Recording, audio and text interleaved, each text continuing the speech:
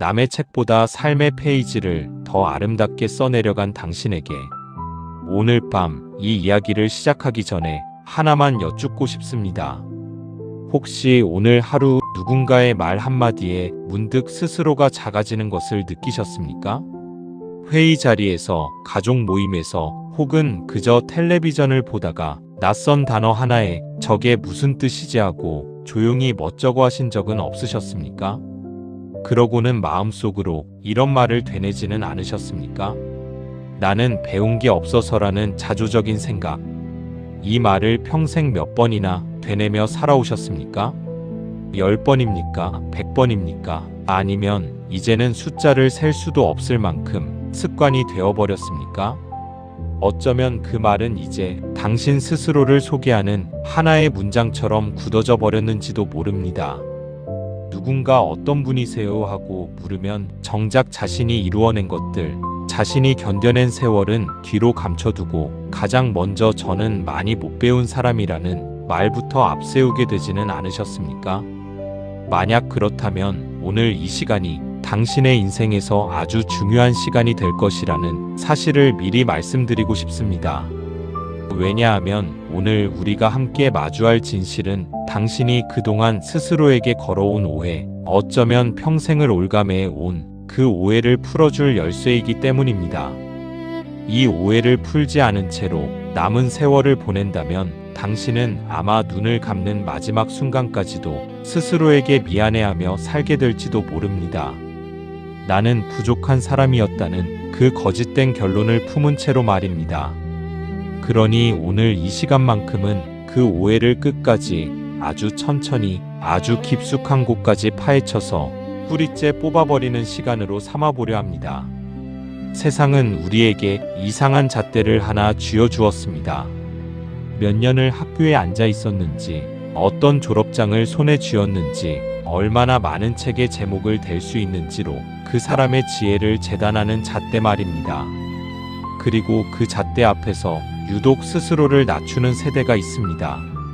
먹고 사는 일이 너무 절박해서 부모를 봉양하고 자식을 키우느라 혹은 그저 하루하루를 버텨내느라 책상 앞에 오래 앉아있을 여유조차 없었던 우리의 부모님, 우리의 형과 누나, 바로 지금 이 이야기를 듣고 계신 당신의 세대 말입니다. 그런데 만약 제가 오늘 이런 말씀을 드린다면 어떠시겠습니까? 인류 역사에 이름을 남긴 가장 위대한 철학자 중 한 사람이 서재에 앉아있는 학자보다 거친 삶의 현장에서 스스로 사유하고 깨달은 사람의 지혜를 훨씬 더 높이 평가했다고 말입니다. 그 철학자의 이름은 아르투어 쇼펜하우어입니다. 그는 남의 생각을 그대로 옮겨 담는 것에 불과한 독서보다 자기 자신의 머리로 세상을 곱씹고 소화해낸 사유야말로 진짜 지혜라고 잘라 말했던 사람입니다. 그는 또한 인간이 겪는 고통의 본질을 그 누구보다 깊이 파고들었던 철학자였고, 동시에 사람과 사람 사이의 연민이야말로 인간을 인간답게 만드는 근본이라 여겼던 사람이기도 합니다. 오늘 이 시간 우리는 그의 사유를 길잡이 삼아 당신의 인생이라는 두꺼운 책을 함께 아주 천천히 아주 꼼꼼하게 한 장 한 장 넘기듯 펼쳐보려 합니다. 부디 이 시간이 끝날 때쯤에는 당신 스스로에게 걸어온 그 오래된 오해가 완전히 풀리시기를, 그리고 오늘 밤만큼은 그 어떤 밤보다도 편안하게 잠드실 수 있기를 바랍니다. 오늘은 서두르지 않겠습니다. 당신의 인생을 다루는 이야기인 만큼 급하게 스치듯 지나가지 않고 하나하나 충분히 머무르며 이야기를 나누어 보려 합니다. 이 자리에서 조금 솔직하게 말씀드리고 싶은 것이 있습니다. 우리 사회는 참 이상하게도 가장 많이 견뎌낸 사람에게 가장 많은 증명을 요구합니다. 젊은 날 아무 걱정 없이 도서관에 앉아 공부할 수 있었던 사람에게는 그 시간을 보낸 것만으로도 유식하다는 칭찬이 따라붙지만, 그 시간에 남의 집 부엌에서, 공사장에서 혹은 좁은 가게 안에서 하루하루를 벌어야 했던 사람에게는 아무도 그 세월에 이름을 붙여주지 않았습니다. 그 세월에도 분명 배움이 있었고 그 세월에도 분명 성찰이 있었는데 말입니다. 오늘 우리는 바로 그 이름 없는 배움에, 정당한 이름을 붙여주는 시간을 가져보려 합니다. 그리고 이 이야기를 끝까지 들어야 하는 이유가 하나 더 있습니다. 만약 오늘 이 오해를 풀지 못하고 그냥 넘어간다면 당신은 앞으로도 계속 손주 앞에서, 자식 앞에서, 혹은 거울 속 자신 앞에서 스스로를 낮추는 습관을 반복하게 될 것입니다. 그 습관은 시간이 지날수록 점점 더 깊이 뿌리를 내려서 나중에는 그것이 습관인지조차 알아차리지 못하게 됩니다. 그러니 이 오해를 풀어낼 수 있는 지금, 바로 이 순간을 놓치지 않으셨으면 합니다. 자, 이제 마음을 편안히 내려놓고 저와 함께 아주 천천히 걸어가 보실까요? 우선 이런 장면을 하나 떠올려 봅니다. 명절 저녁, 온 가족이 둘러앉은 식탁입니다. 오랜만에 만난 자식들, 혹은 이제는 다 커버린 손주들이 이런저런 이야기를 나누고 있습니다. 요즘 뉴스에 나온 어려운 경제 용어, 회사에서 배웠다는 낯선 외국어 표현, 대학에서 들었다는 이론 이야기들이 식탁 위를 오갑니다. 그리고 그 대화 한가운데 조용히 숟가락을 든 채 시선을 내리까는 한 사람이 있습니다. 평생 그 자식들을 키워내기 위해 새벽부터 밤까지 일했던 사람, 그 시절에는 배움보다 생계가 먼저였던 사람입니다. 자식이 무심코 던진 말 한마디, 엄마는 이런 거 모르지라는 그 웃자고 한 말 한마디가 가슴 한구석에 오래된 상처를 건드립니다. 겉으로는 허허 웃어 넘기지만 속으로는 이런 생각이 스칩니다. 그래, 나는 이런 거 몰라. 나는 그런 걸 배울 시간이 없었으니까. 그 순간 밥맛이 뚝 떨어지고 괜히 물컵만 만지작거리게 됩니다. 자식들은 눈치채지 못합니다. 그들에게는 그저 흘러가는 대화의 한 토막일 뿐이지만 그 말을 들은 사람의 마음에는 이미 오래전부터 있었던 상처에 소금이 뿌려진 것과 같습니다. 그 밤 설거지를 하며 혼자 중얼거려 보신 적 있으실 겁니다. 내가 조금만 더 배웠더라면 저 아이들 앞에서 이렇게 초라해지지 않았을 텐데. 손에 묻은 물기를 닦으며 거울에 비친 자신의 얼굴을 물끄러미 바라보던 그 순간의 씁쓸함을 아마 잊지 못하실 겁니다. 그리고 그 씁쓸함은 다음 날이 되어도, 그 다음 날이 되어도 쉽게 가시지 않고 마음 한구석에 눌러 앉아버립니다.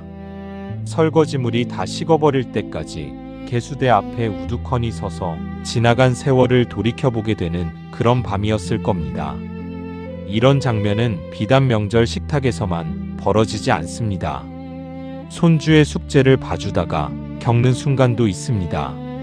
손주가 할머니, 할아버지, 이것 뜻이 뭐예요? 하고 순진하게 물어올 때 그 짧은 질문 앞에서 순간적으로 말문이 막히고 얼굴이 화끈해지는 경험을 해보신 적 있으실 겁니다.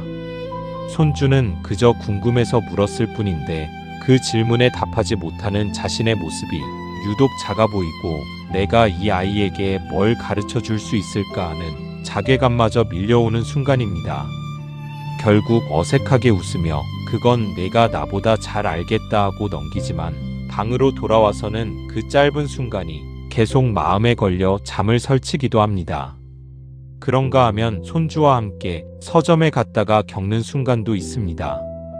손주가 신이 나서 이 책 저 책을 뽑아들며 이런저런 이야기를 물어올 때 정작 그 책 표지에 적힌 제목조차 낯설어 아무 말도 해줄 수 없었던 경험.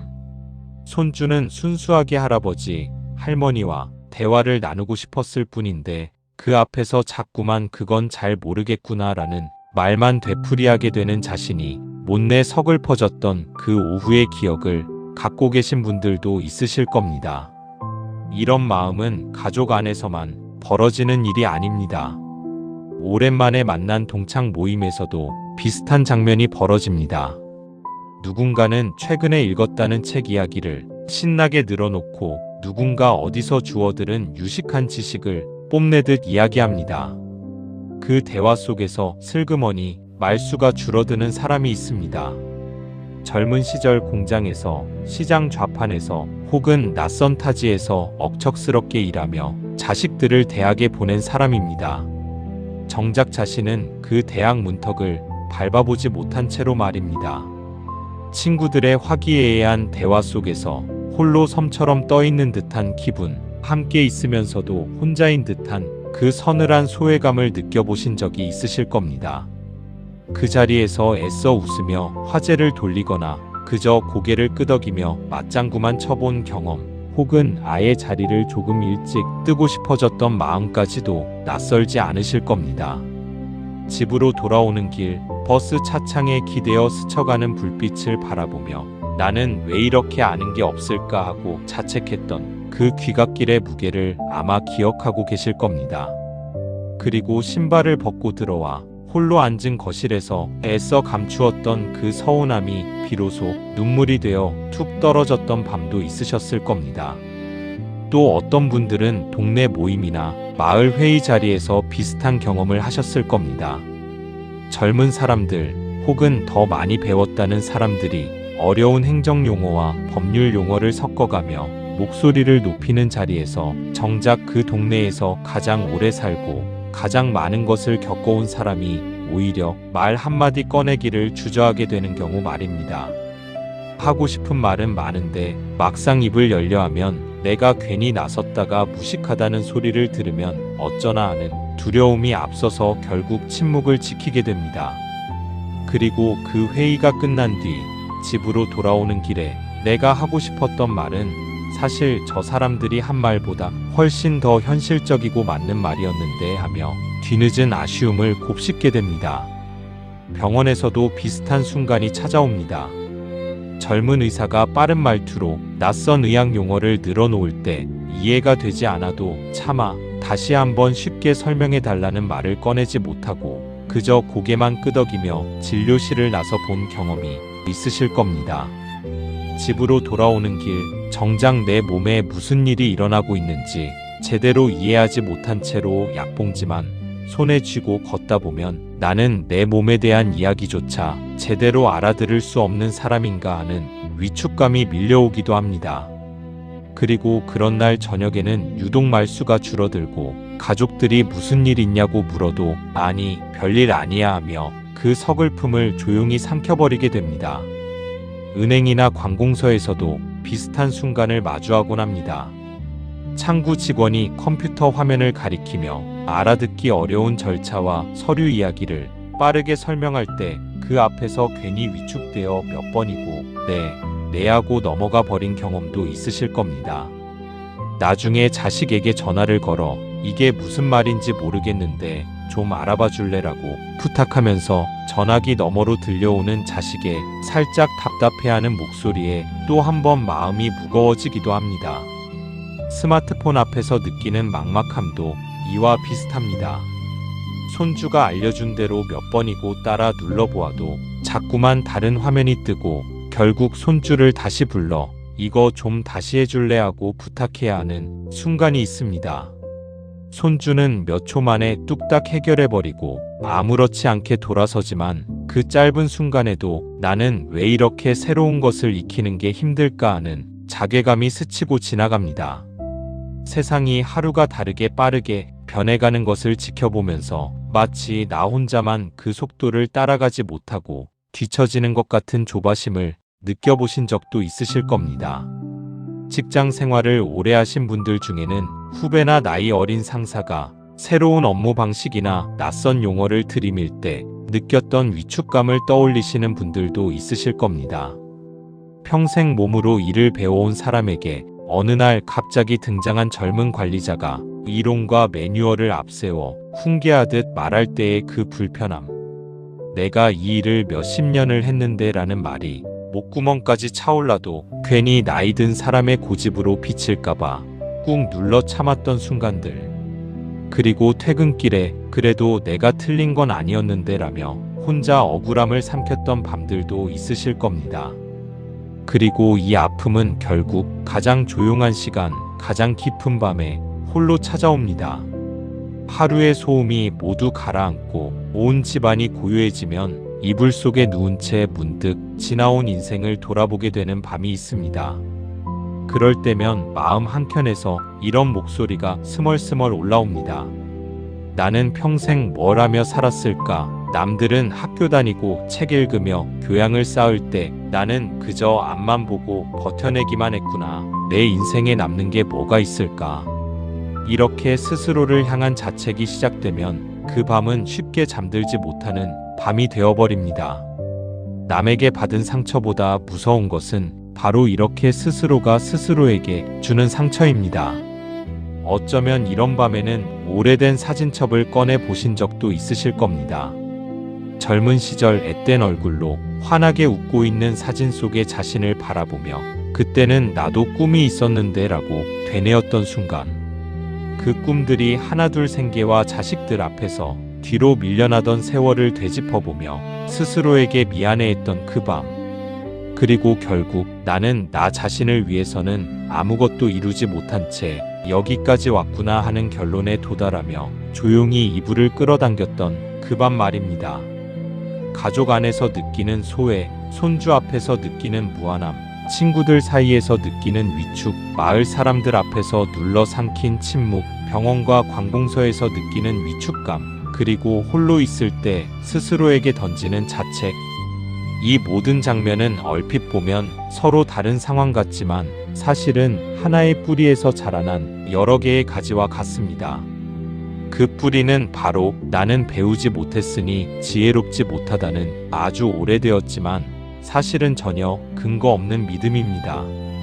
근데 여기서 잠시 우리의 마음이 왜 이렇게 작동하는지 차분히 들여다볼 필요가 있습니다. 심리학에서는 사람이 자신의 가치를 평가할 때 주변 사람과 비교하는 경향을 가진다고 이야기합니다. 이를 흔히 사회적 비교라고 부릅니다. 문제는 이 비교가 대개 공정하지 않다는 데 있습니다. 우리는 남의 화려한 겉모습, 남이 뽐내는 지식의 파편만을 보고 비교의 잣대를 들이대지 그 사람이 살아온 인생 전체, 그 사람이 감당한 무게 전체를 놓고 비교하지는 않습니다. 식탁에서 자식이 던진 유식한 단어 한마디는 보이지만 그 부모가 새벽 시장에서 얼어붙은 손으로 생선을 다듬으며 버텨낸 20년의 세월은 보이지 않는 법입니다. 그러니 이 비교는 애초에 공평한 저울이 될 수가 없습니다. 이 불공정한 비교는 왜 이렇게 집요하게 우리를 따라다니는 것일까요? 심리학에서는 인간의 뇌가 본 뒤 위협이나 결핍의 신호에 훨씬 더 민감하게 반응하도록 만들어져 있다고 설명합니다. 즐거웠던 100번의 대화보다 단 한 번 초라해졌던 순간이 더 오래, 더 선명하게 마음에 새겨지는 이유가 바로 여기에 있습니다. 그러니 당신이 그 식탁에서의 한마디, 그 모임에서의 침묵, 그 진료실에서의 위축을 유독 오래 곱씹고 아파했던 것은 당신이 유독 예민하거나 마음이 약해서가 아닙니다. 그것은 사람이라면 누구나 갖고 있는 지극히 자연스러운 마음의 작동 방식입니다. 또한 뇌과학에서는 지식에도 여러 종류가 있다는 것을 알려줍니다. 우리가 흔히 유식하다고 말할 때 떠올리는 지식은 대개 책이나 이론을 통해 습득한 정보, 즉 언어로 설명되고 시험으로 확인할 수 있는 종류의 지식입니다. 하지만 그것과는 전혀 다른 종류의 알미 있습니다. 오랜 세월 몸으로 부딪히며 체득한 감각, 위기의 순간에 무엇을 해야 할지 직관적으로 판단하는 능력, 사람의 마음을 읽고 헤아리는 눈치, 시련을 이겨내는 인내심 같은 것들 말입니다. 심리학과 인지과학에서는 이런 종류의 알을 흔히 암묵지라고 부릅니다. 말로 설명하기는 어렵지만 몸과 감각이 이미 알고 있는 지식이라는 뜻입니다. 자전거를 타는 법을 말로 설명하기는 어려워도 몸은 이미 그 균형을 알고 있는 것처럼 사람의 마음을 읽어내고 위기를 순간적으로 판단해내는 능력 역시 이와 비슷한 방식으로 우리 몸과 마음에 새겨져 있습니다. 이런 종류의 알은 시험지에 적을 수도 없고 졸업장으로 증명할 수도 없지만 실제 인생의 구비구비에서는 오히려 책에서 배운 지식보다 훨씬 더 강력한 힘을 발휘합니다. 심리학에서는 이렇게 오랜 경험을 통해 축적된 삶에 대한 폭넓은 이해와 판단력을 결정성 지능이라고 부르기도 합니다. 나이가 들수록 순발력 있는 암기력은 조금씩 무뎌질 수 있어도 상황을 읽어내고 사람을 이해하는 이 결정성 지능은 오히려 세월과 함께 더욱 단단해진다는 것이 널리 받아들여지는 사실입니다. 낯선 단어 하나를 몰랐던 그 순간과 자식의 표정 하나로 그 마음속 근심을 알아채는 능력, 이 둘 중 어느 것이 더 값진 알민지는 굳이 따져볼 필요도 없을 것입니다. 그러니 생각해 보십시오. 그 식탁 위에서 오간 낯선 경제 용어를 몰랐다고 해서 당신이 지혜롭지 못한 사람이었을까요? 손주의 질문에 즉답을 못했다고 해서, 진료실에서 낯선 용어를 이해하지 못했다고 해서, 스마트폰의 새로운 기능을 서툴게 다룬다고 해서 당신이 무지한 사람이었을까요? 오히려 당신은 그 용어를 몰라도 자식이 오늘 유난히 말수가 적고 눈빛이 흔들린다는 것을 단번에 알아채는 사람이었을 겁니다. 그것이 바로 책으로는 결코 배울 수 없는, 오직 사람을 오래 겪어본 사람만이 가질 수 있는 눈입니다. 또한 심리학에서는 나이가 들면서 새로운 정보를 처리하는 속도, 즉 유동지능이라 불리는 능력은 다소 느려질 수 있지만 그것이 판단력이나 지혜의 저하를 의미하지는 않는다고 설명합니다. 오히려 여러 연구에서 공통적으로 확인되는 것은 인생의 굴곡을 많이 겪은 사람일수록 복잡한 인간관계나 갈등 상황을 더 균형 있게 바라보는 경향이 있다는 것입니다. 다시 말해, 새로운 애플리케이션 사용법을 빠르게 익히는 능력과 사람 사이의 갈등을 지혜롭게 풀어내는 능력은 전혀 다른 종류의 능력이며, 후자는 오히려 나이와 경험이 쌓일수록 더 단단해지는 능력이라는 것입니다. 그러니 스마트폰 화면 앞에서 잠시 헤매었다고 해서 스스로를 뒤처진 사람이라 여기실 필요는 전혀 없습니다. 이 아픔이 낯설지 않다면 이런 순간도 떠오르실 겁니다. 텔레비전에 나오는 어느 교수님이 근사한 말투로 인생을 논하는 모습을 볼 때 나도 모르게 채널을 돌리고 싶어지는 순간 말입니다. 저 사람은 얼마나 많은 책을 읽었으면 저렇게 술술 말을 잘할까? 이런 생각이 들면서 동시에 마음 한구석이 움츠러듭니다. 그리고 이내 이런 결론에 도달합니다. 나는 저렇게 유식하게 말할 수 없으니 저 사람만큼 인생을 깊이 알지 못하는 것이다라며 말입니다. 하지만 여기서 우리는 아주 중요한 질문 하나를 던져야 합니다. 유식하게 말하는 것과 진짜로 깊이 아는 것은 같은 것일까요? 여기서 바로 쇼펜하우어가 우리에게 아주 단호하고도 통쾌한 답을 건네줍니다. 그는 자신의 저작에서 무비판적으로 책만 읽어대는 습관을 강하게 경계했습니다. 그는 책을 읽는다는 행위가 결국 남의 생각을 머릿속에 옮겨 담는 것에 지나지 않을 수 있다고 지적했습니다. 하루 종일 남의 생각을 받아 적기만 하고 정작 자기 자신의 머리로는 단 한 번도 깊이 사유해보지 않는 사람, 쇼펜하우어는 이런 사람을 오히려 경계하라고 말했습니다. 그런 사람은 마치 남이 씹어놓은 음식을 삼키기만 하는 것과 같아서 정작 자기 안에서는 아무것도 소화해내지 못한다는 것입니다. 반면 그는 스스로 사유하는 사람, 삶의 경험을 자신의 머리로 곱씹고 종합해서 자신만의 결론에 도달하는 사람이야말로 진짜 지혜를 가진 사람이라고 보았습니다. 그가 살았던 시대에도 서재에 파묻혀 남의 책만 탐독하면서 정작 세상 물정에는 어두운 학자들이 적지 않았다고 합니다. 쇼펜하우어는 그런 이들을 향해 아무리 많은 책을 읽어도 스스로 사유하지 않으면 결국 남의 정원에서 남이 심어놓은 꽃만 구경하는 것에 지나지 않는다고 꼬집었습니다. 반면 단 한 뼘의 땅이라도 자기 손으로 일구어낸 사람은 비록 그 정원이 작고 초라해 보여도 그것을 온전히 자신의 것으로 가질 수 있다고 말입니다. 그는 또한 사람에게는 저마다 타고난 고유함이 있으며 그 고유함은 남의 지식을 아무리 많이 빌려와도 결코 대신할 수 없는 것이라고 보았습니다. 남들과 똑같은 지식을 똑같이 외우고 있다고 해서 그 사람이 특별해지는 것이 아니라 오히려 자기만의 눈으로 세상을 바라보고 자기만의 방식으로 삶을 살아낼 때 그 사람만의 고유한 가치가 드러난다고 여겼습니다.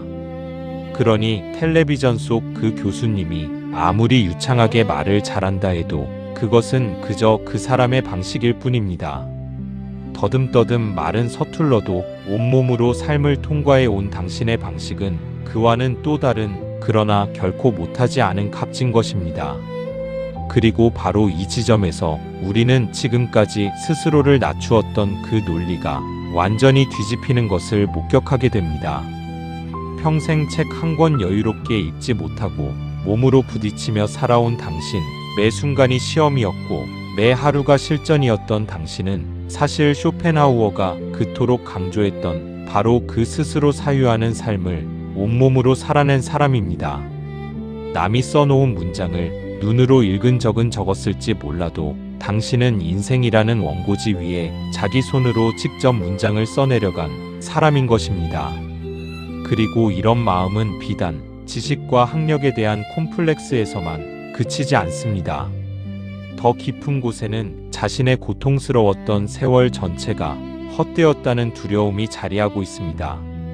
그 많은 고생을 하고도 나에게 남은 게 뭐가 있나? 이 질문 앞에서 많은 분들이 말문이 막힙니다. 자식을 키워냈지만 그 과정에서 자신을 잃어버린 것 같고, 평생 일했지만 통장 잔고 말고는 남는 게 없는 것 같고, 그 많은 눈물을 흘렸지만 그 눈물이 어디로 흘러갔는지도 모르겠는 그런 허망한 말입니다.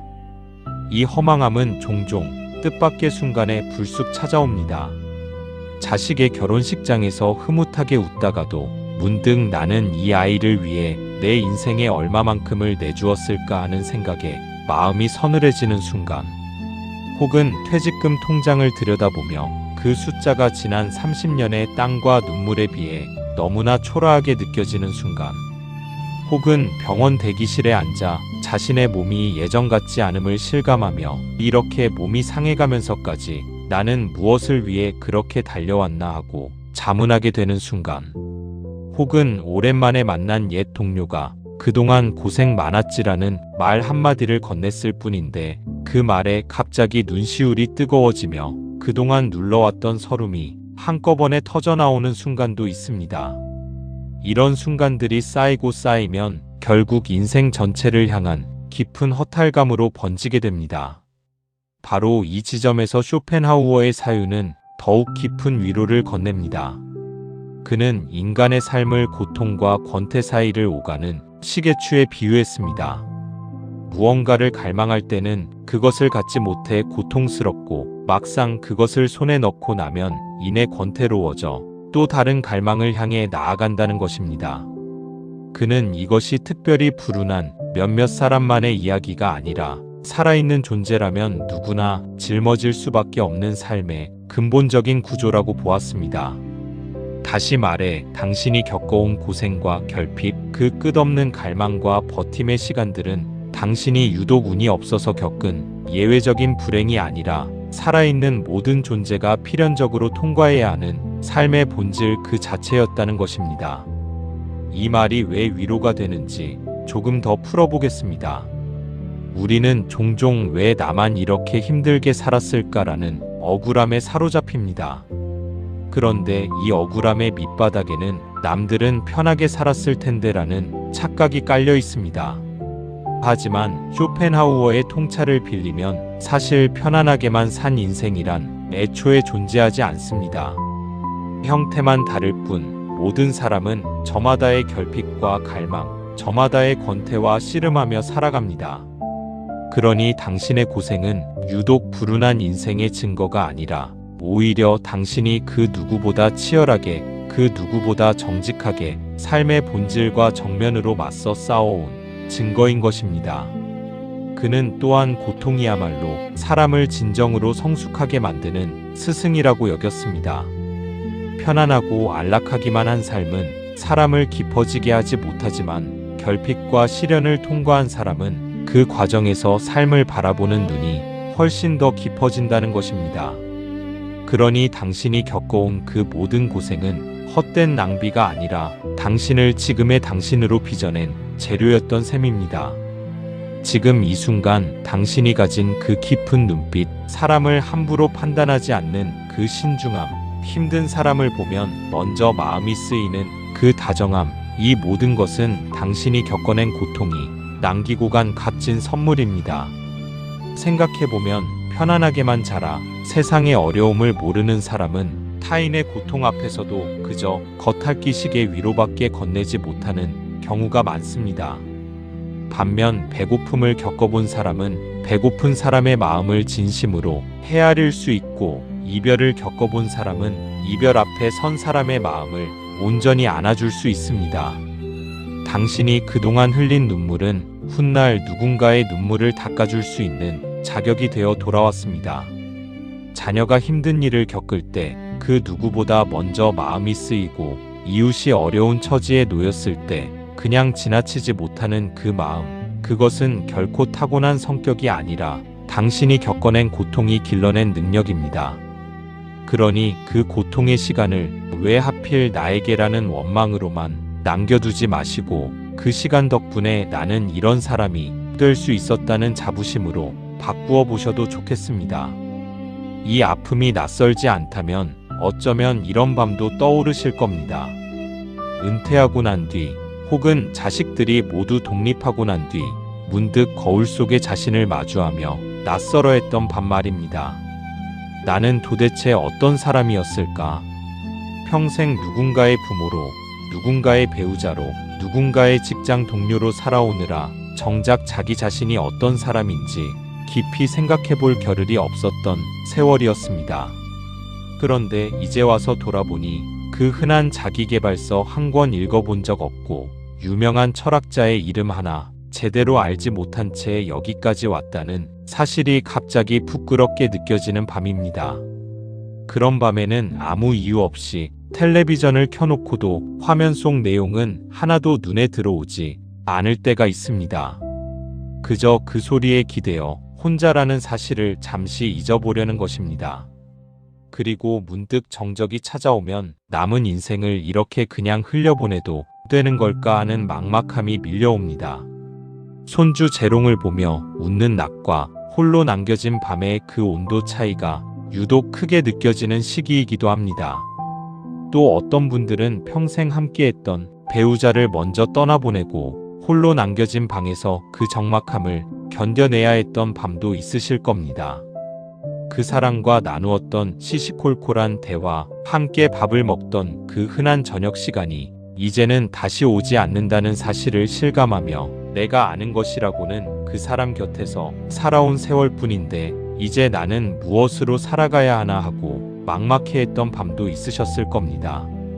또 어떤 분들은 평생 일해오던 일터에서 물러나던 그날을 떠올리실 겁니다.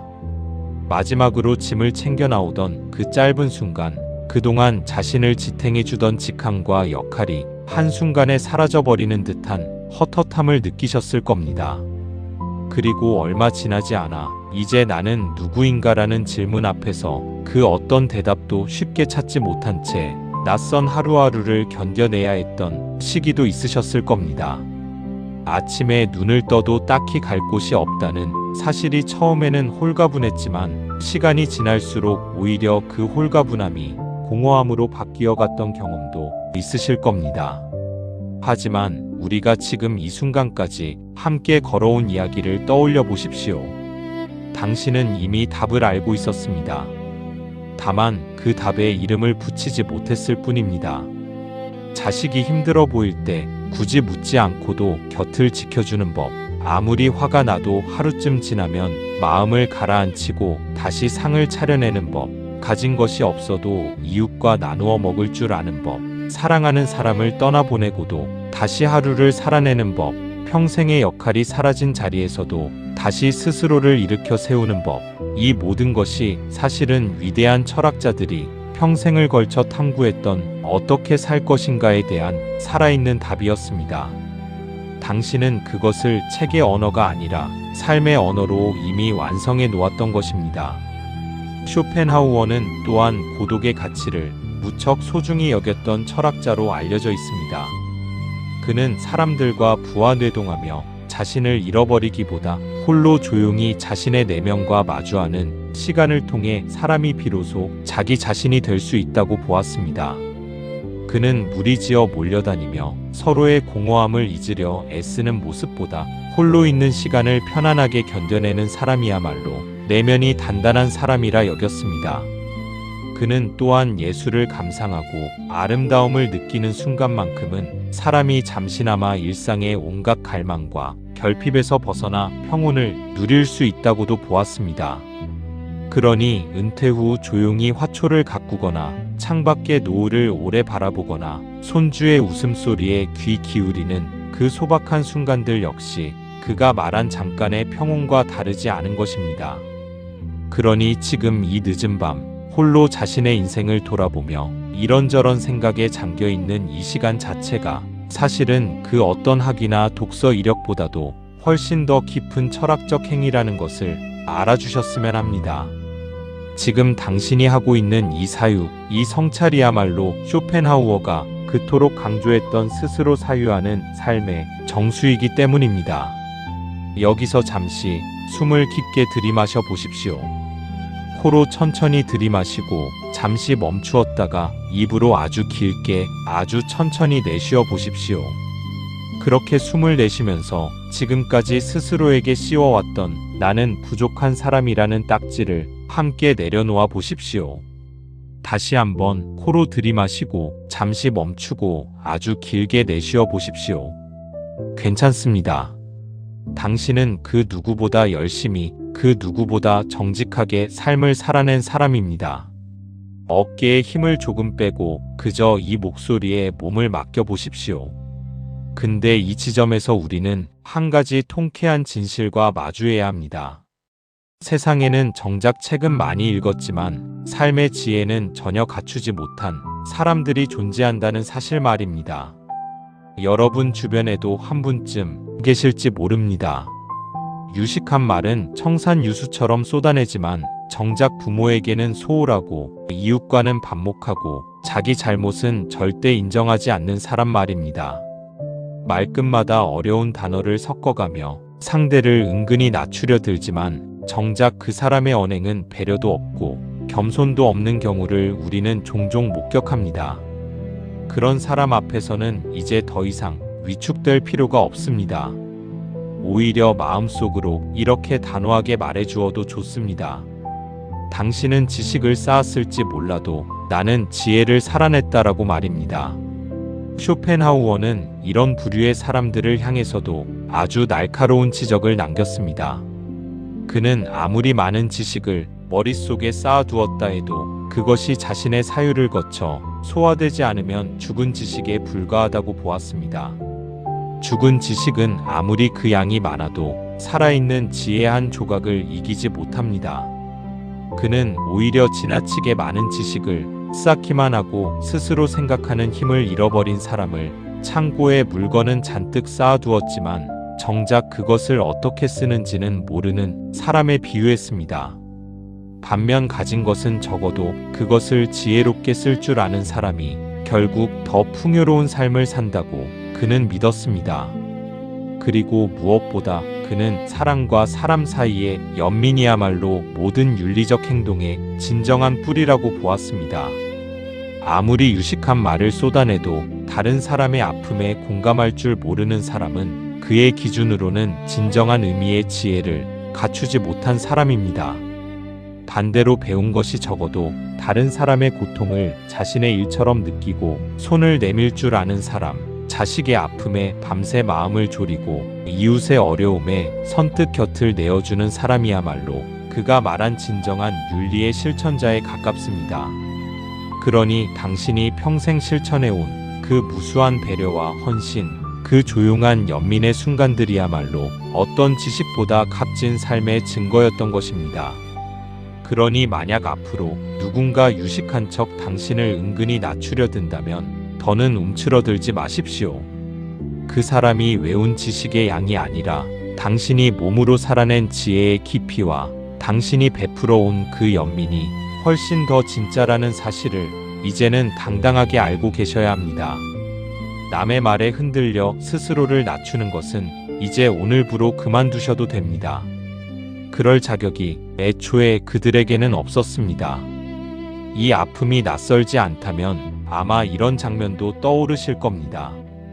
어느 날 우연히 서점에 들렀다가 혹은 텔레비전 교양 프로그램을 보다가 어느 철학자의 문장 한 줄을 마주치는 순간 말입니다. 그 문장을 읽는데 이상하게도 낯설지가 않습니다.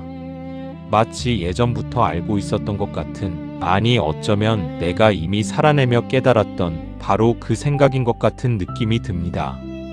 등줄기를 타고 전율이 흐릅니다.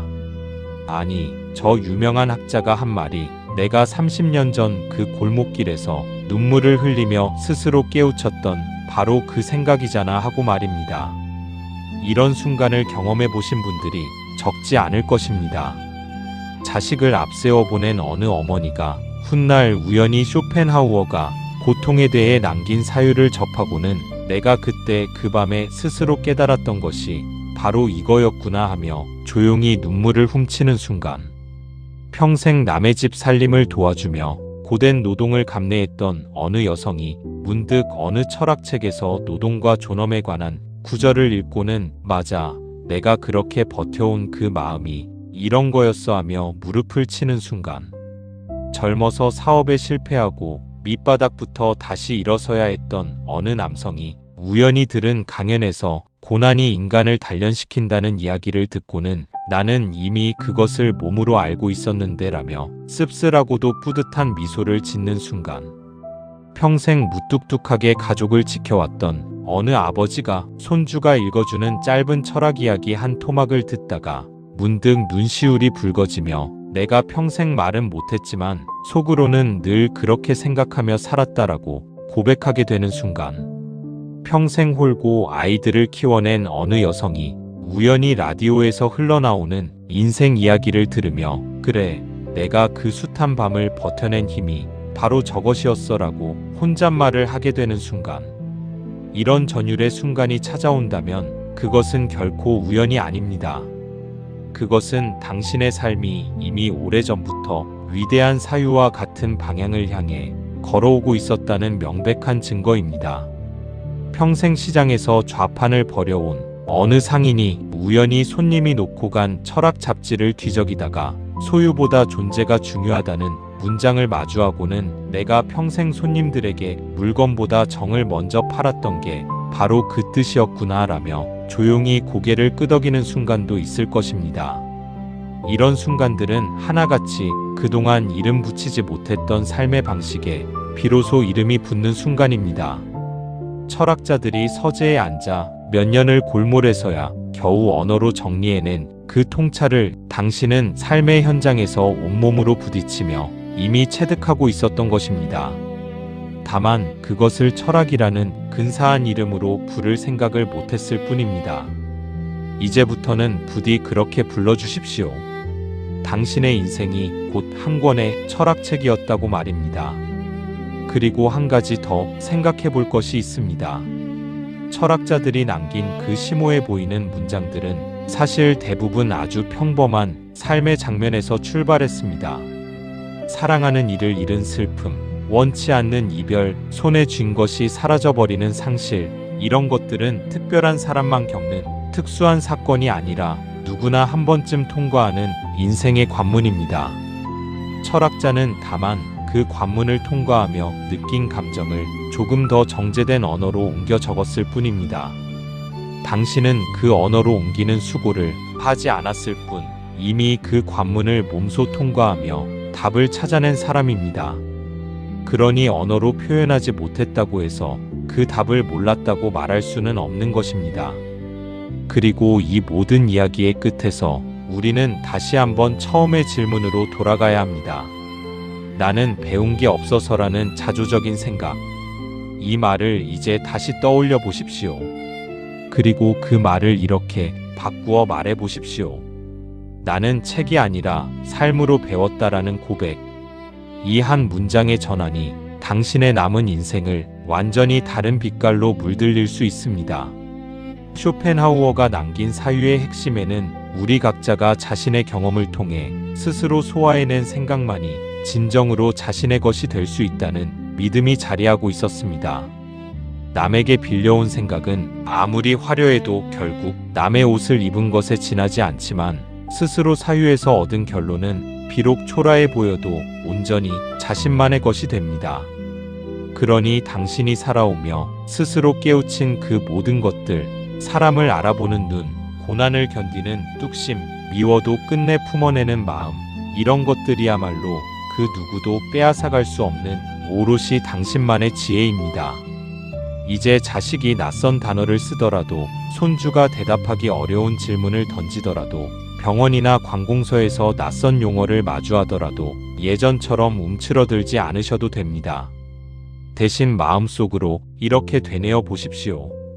나는 저 아이가 태어나 첫걸음마를 떼던 순간의 떨림을 알고, 저 아이가 아플 때 밤새 이마를 짚어주던 그 마음을 안다. 그 지식은 그 아이가 어디서도 배울 수 없는 것이다. 이제 친구들 사이에서 혹은 마을 회의 자리에서 낯선 이야기가 오가더라도 예전처럼 주눅 들지 않으셔도 됩니다. 대신 이렇게 되뇌어 보십시오.